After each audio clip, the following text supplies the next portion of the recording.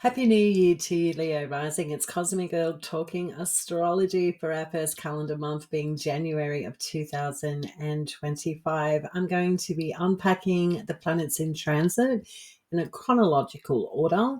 And there's a lot of information coming your way astrologically in this video. So if you don't like deep analytical astrological information connected to your rising sign, this video may not be your jam. I appreciate that.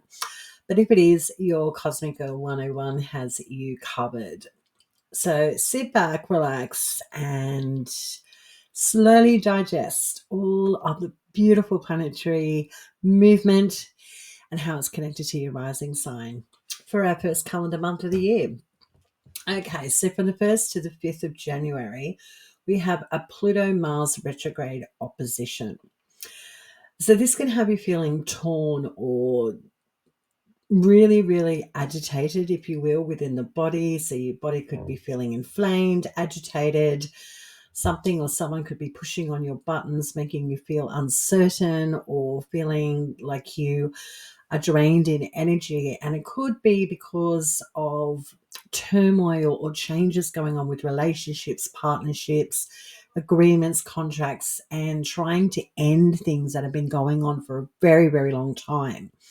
So this is like processing an old problem within the body, within a relationship or a partnership. It could be a plethora of things that are exacerbating you at the moment, but with that Pluto opposing Mars in your first house, retrograde, this is not a new problem that you are currently dealing with or a physical ailment that you have been working with for some time. So patience, quiet time, give yourself plenty of breathing space and alone time with the first 5 days of January is highly advised, with the astrology being so strong and Pluto really ruffling up Mars's agitation in your first house of identity, body, self, and identity. On the 2nd of January, we have Venus ingressing into Pisces, and this is Venus's zodiac sign of exaltation. So in short, she couldn't be happier. Now, Venus in Pisces is on high, really likes being here. And this is a transit for you for the whole month, moving forward from the 2nd of January. This transit's happening in a part of your chart connected to other people's resources, shared resources. And Pisces is a very giving zodiac sign, and you might be really adept at helping out, but you might be also stretching yourself emotionally too thin or getting all tied up in other people's resources and shared finances. So try to tread carefully when it comes to getting sucked down emotional rabbit holes and getting sucked into internet fraud or shopping online, overindulging online, for example, buying things you don't need to buy, getting sucked into pyramid schemes. You get the picture. Even though Venus is happy here, because she's exalted, it's all or nothing. So all or nothing with other people's resources and shared finances is potentially troublesome for you, Leo rising. So watch your finances. And Venus is a zodiac sign that rules Libra, and Libra is connected to your immediate environment, short distance travel, siblings, and cousins. So they could be all tied up, or you could be having some potentially emotional blowouts with them, with shared resources, finances, and how you're entangled up with them. And also Venus rules the zodiac sign of Taurus, and that's your work house, your career house, your public life, if you will. So Venus rules that 10th house of the public life in your career, and also rules short distance travel, siblings, cousins, and your immediate environment. So those subjects drawn very closely to shared resources and other people's finances, those two houses are integral with this transit for you moving forward from the 2nd of January for a whole month. So in short, without getting too complicated for you in this video, being vigilant about your environment, siblings, cousins, communication, your career, your public image is something to contemplate. And we don't want to get ourselves all bound up and too dependent or emotionally drained by other people's resources connected to the 10th and the third house. So easy does it with this transit, even though Venus loves being here, but on high, it's more than. So more than enough. And we know with our own personal experiences that we can get sucked up and drawn into emotional binds and entanglements with other people. And this is highlighting the 10th and third house for you. So very tricky transit. I don't think it's going to be the easiest, even though Venus is in her exaltation sign, but she's squaring the ruler of Pisces, which is Jupiter. And Jupiter's located in Gemini in a retrograde.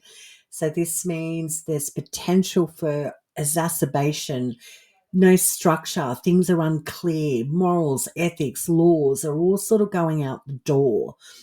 And the 8th house is squaring that 11th house of Jupiter that rules the 8th house. So caution is warranted here for you, Leo rising, with this transit. Okay, so on the 6th, we have Mercury squaring off with Neptune. So this is a forget it day. Communication's not there. The logistics, the data, the analytics, the paperwork's not there. Emails are going haywire. Text messages, cross wires, absolutely on high octane on this day. So Mercury is squaring Neptune. This is about children potentially, or if applicable, romance, your hobbies, things that you enjoy are not coming together. Like the resources aren't there. You don't feel like you have enough to enjoy what you enjoy on the day to day. And this can make you feel frustrated. So you could be seeking out, if you will, ways to entertain or fill your own cup up. Yet you may be overwhelmed, if you will, Leo rising, on the cost of you having fun. So this is almost a very sobering day, but a very confusing, frustrating one at that.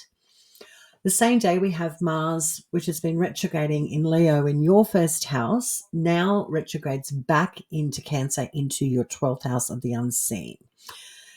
So with Mars retrograde back into Cancer, this is, again, not new stuff that you're dealing with behind closed doors. So this is about isolation, feeling like you're in solitude, doing things behind the scenes, being more insular. This could be more travel, or you could find yourself all tangled up in emotional binds that you're psychologically trying to unravel.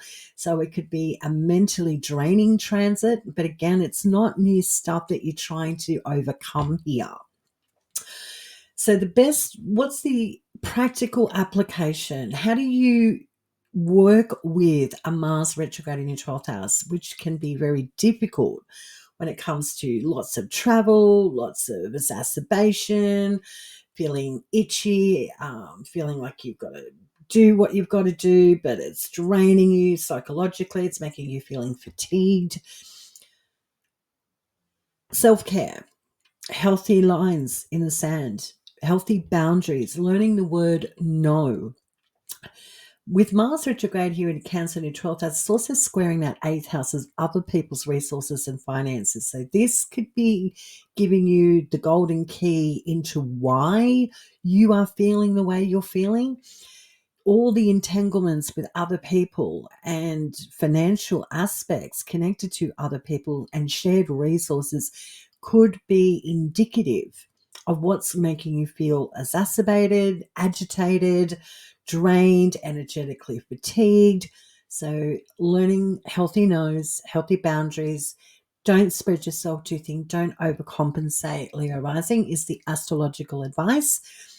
And finally, learning to develop that muscle for emotional intelligence, knowing what's good for the body. Your body should be really indicative and talking to you quite loudly with Mars retrograde here in your 12th house. So listen to the body.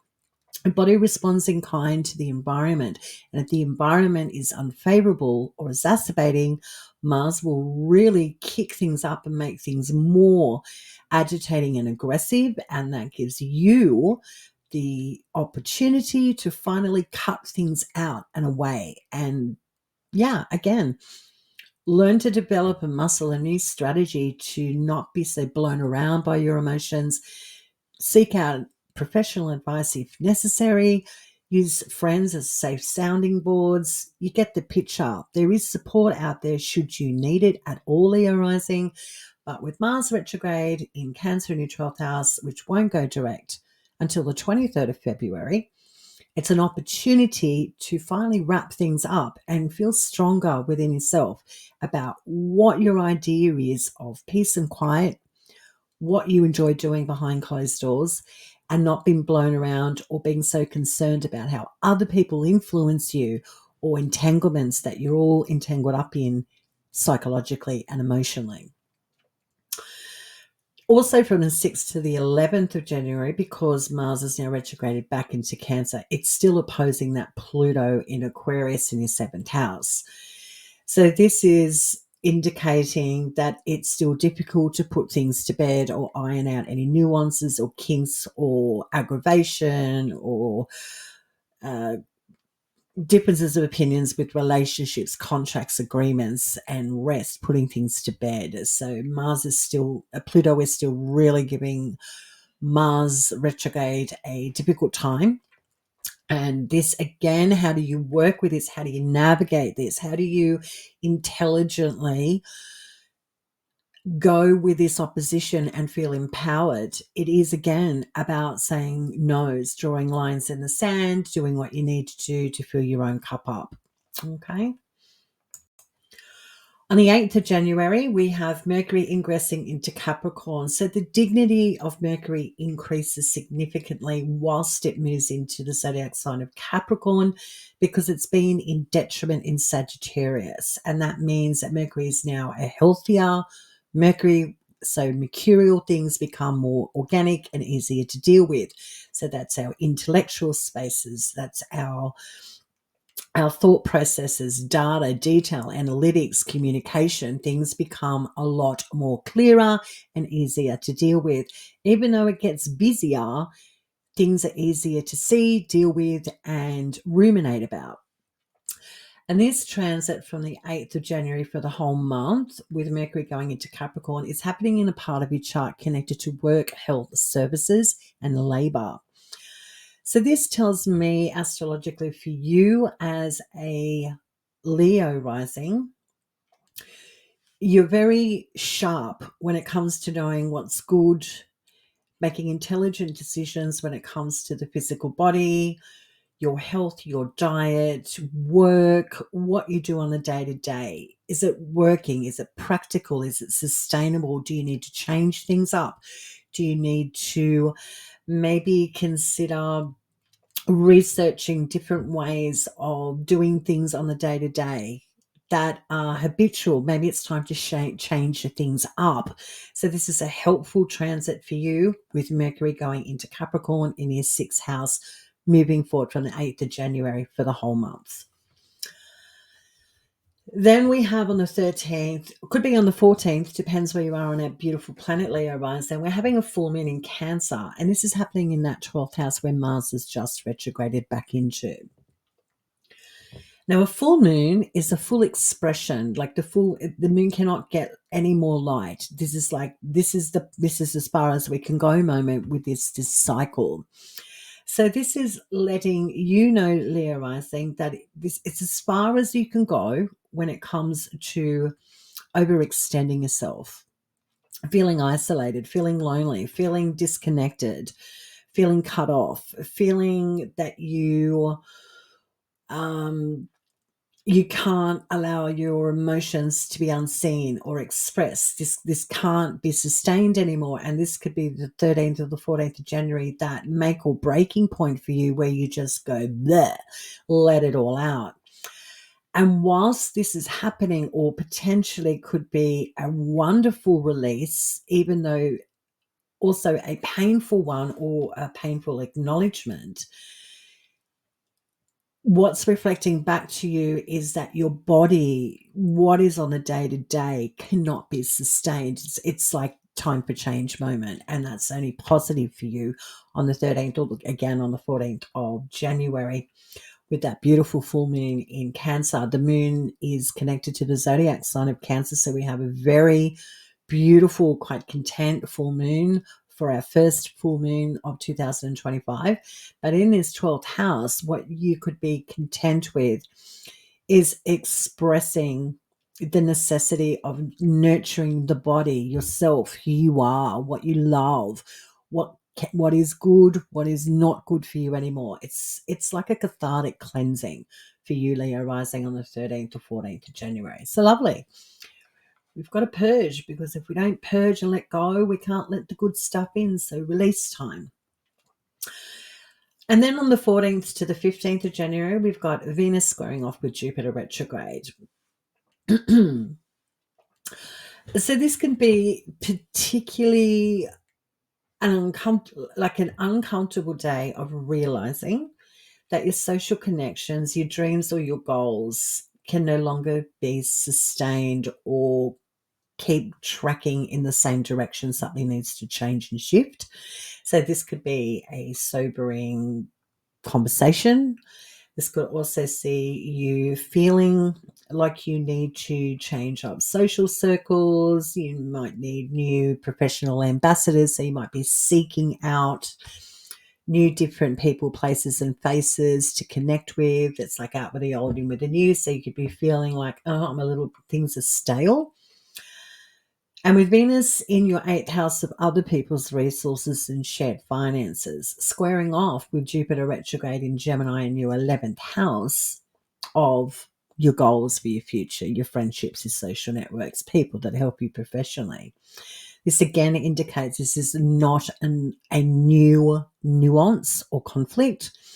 So this may be the time where you start really, after this full moon, which I think is really nice and helpful, you start to feel a lot more confident and self-assured in what works and what doesn't for you. And that reflects out to your social connections as well, and your dreams and goals for your future and your professional life. So it's got a knock-on effect, this full moon in Cancer, which is good for you to go, not so good for me anymore. And that's only very healthy.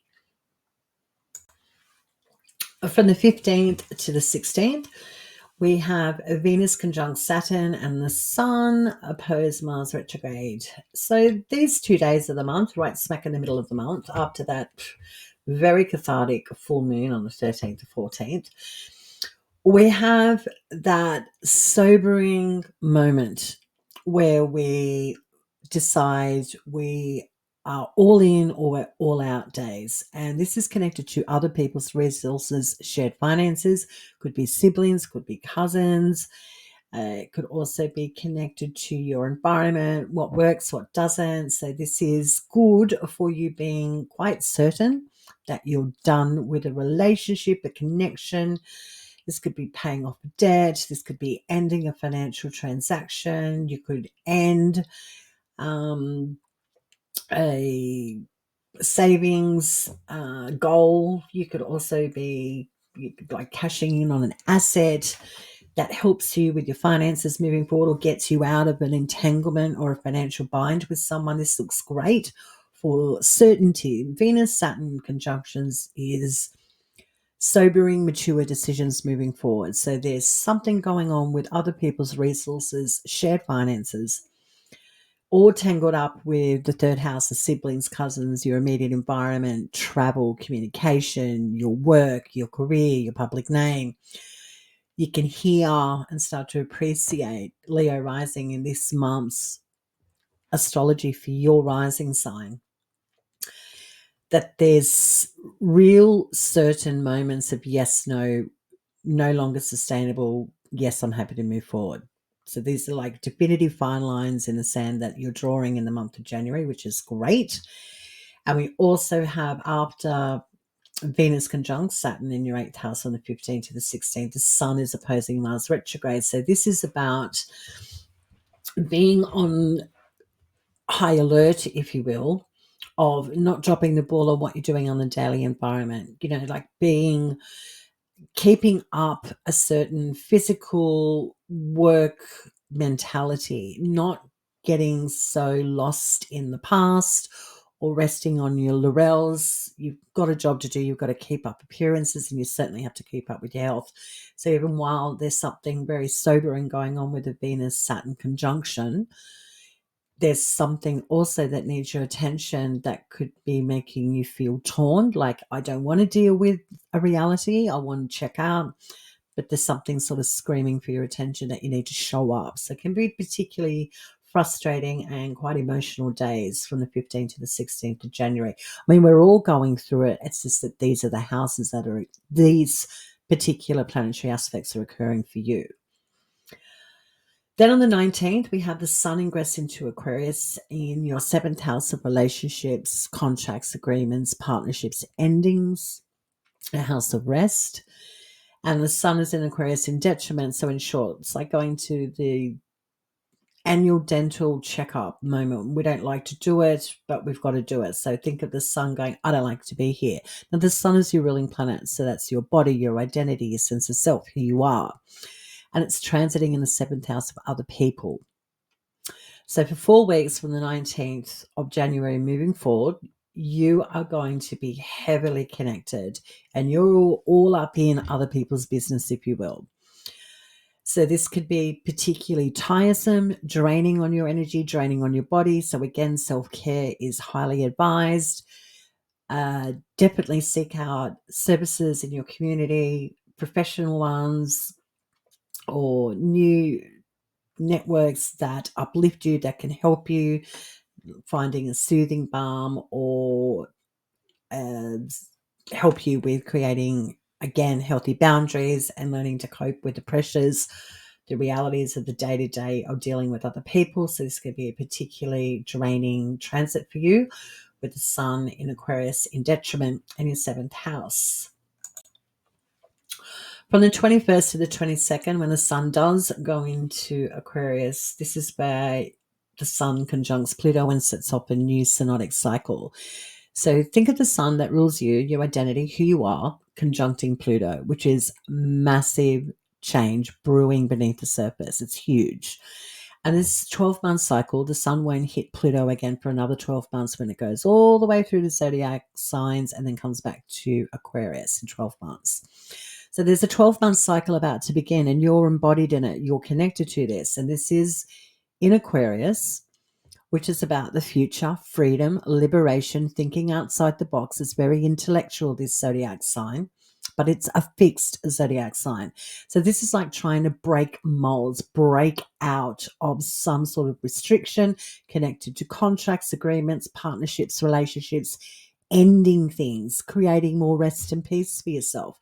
So this is what you're heavily invested in, which I think is only beneficial for you and building your own sense of self, identity, and character instead of being identified by relationships and other people and the contracts that you're anchor into. So this is a 12-month period where you start going hard nose, definitive lines in the sand, which is fantastic.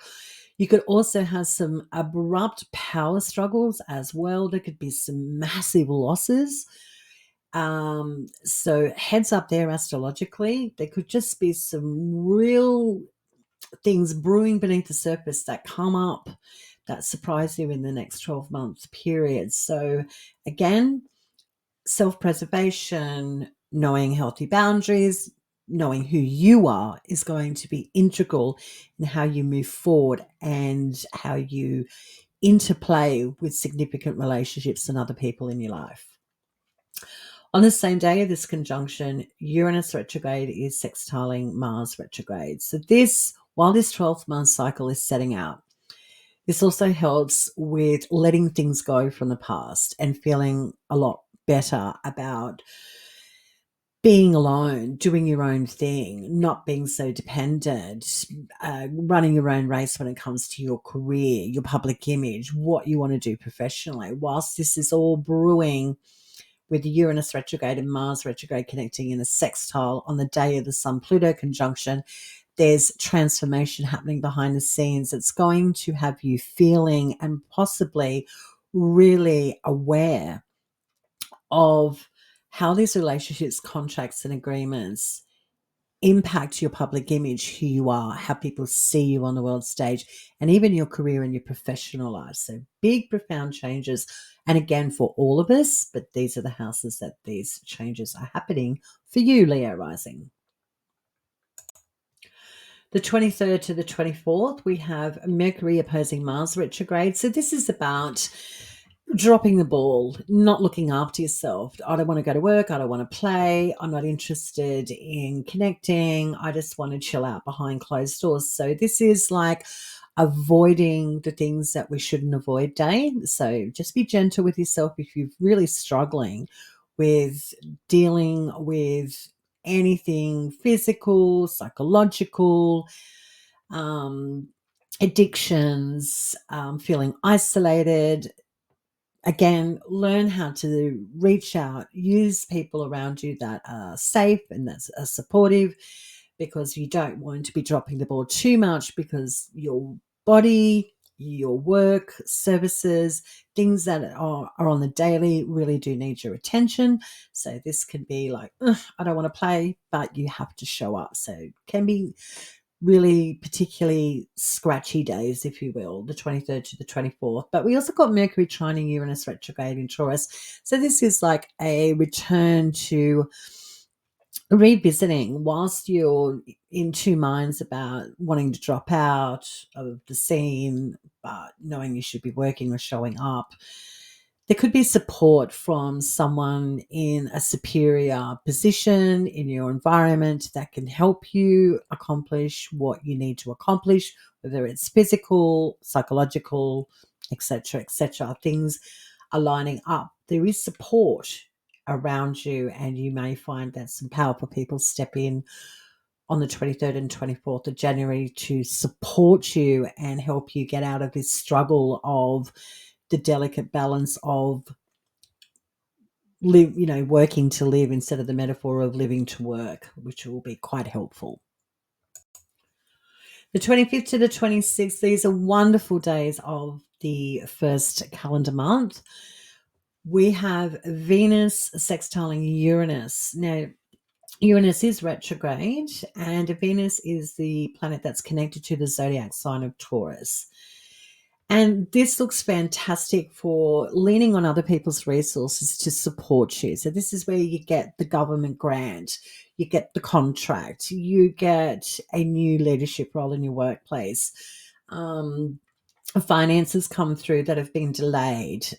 You get an asset that totally changes your whole trajectory and can help you pull money into your ambition and your professional ambitions moving forward. Just a wonderful 2 days, the 25th to the 26th of January. So enjoy that, Leo rising. I know I will be. On the 29th, we have Mercury conjuncting Pluto. So the Mercury's leaving Capricorn now and ingressing into Aquarius in your 7th house, where Pluto is. And so now Mercury's conjuncting Pluto, setting up a new 12-month cycle. So Mercury is about intellectual stimulation. It likes communication. It likes to pull things apart. It likes to understand. It likes to socialize. It likes to move around. It likes to be fluid. It likes to be able to have freedom. So when Mercury conjuncts Pluto on the 29th, the same day of the new moon in Aquarius in your 7th house, this is where you can start to unravel mysteries or detangle yourself from people, places, and faces that you are constantly around, and create more freedom and liberation for yourself. So this looks fabulous for ending contracts, ending relationships, separating, detaching yourself from things that no longer serve you. It's like that anchoring commitment that no longer needs to be there. You can talk about things more organically and say, hey, can we maybe reconsider this part of the contract or the agreement? Can we have a look at this relationship? I want to talk about this partnership. You get the picture.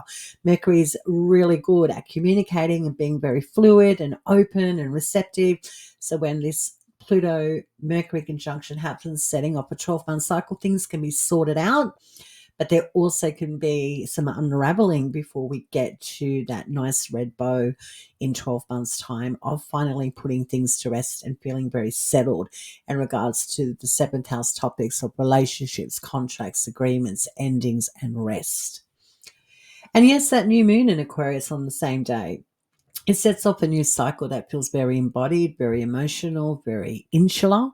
So you might be looking at new ways, running against the status quo of doing things and connecting with new people, places, and faces that aren't your usual tribe. And this can help open up your horizons to connect with people that are out of the box thinkers. They're future oriented. They're into new ways of looking at the world and the bigger picture of life.